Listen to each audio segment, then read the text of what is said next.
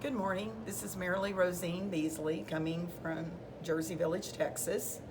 I am a certified school teacher and a registered nurse.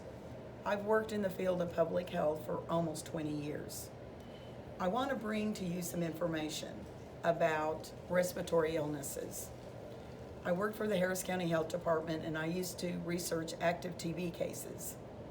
And so I would analyze a situation and I would look at what I call time and space. If somebody was working in a close quarters or they were driving in a carpool several days a week, that group that was with them might be at risk. So then we would recommend skin testing.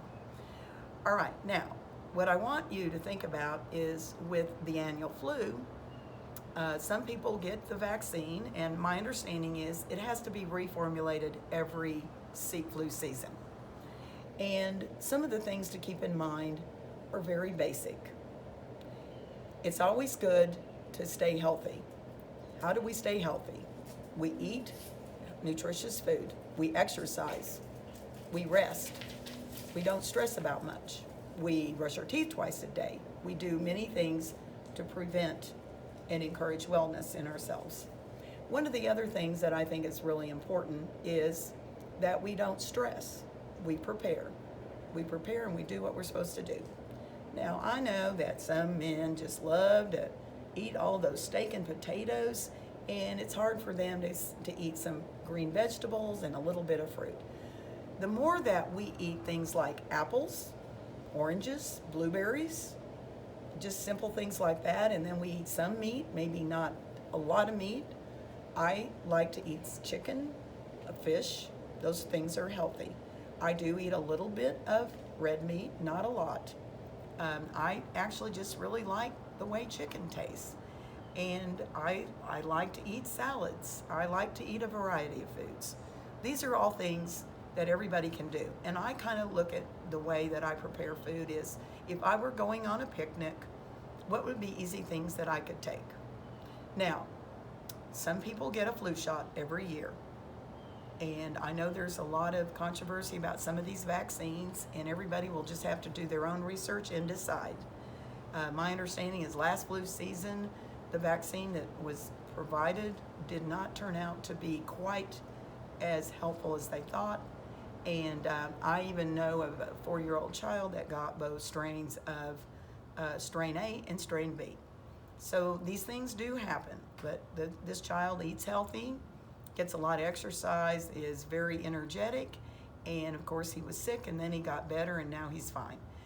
Now, I think that all of us can prevent a lot of things that happen to us that impact our health.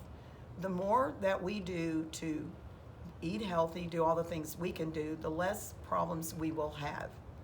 Now, I do think that there's been a lot of misinformation this season about that, that virus that kept everybody home from work and school and shut down the restaurants and businesses for a while.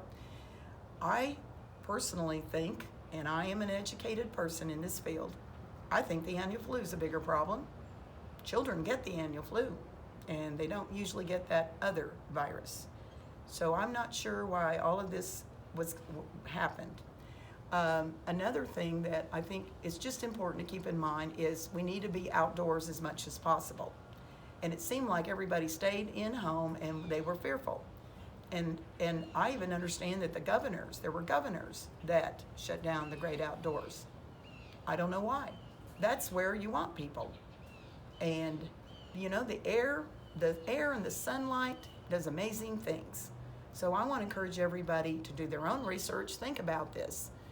And our ancestors had to spend each day worrying about how they could feed themselves and keep themselves being killed by the horrible animals that were in the jungle or in the forest.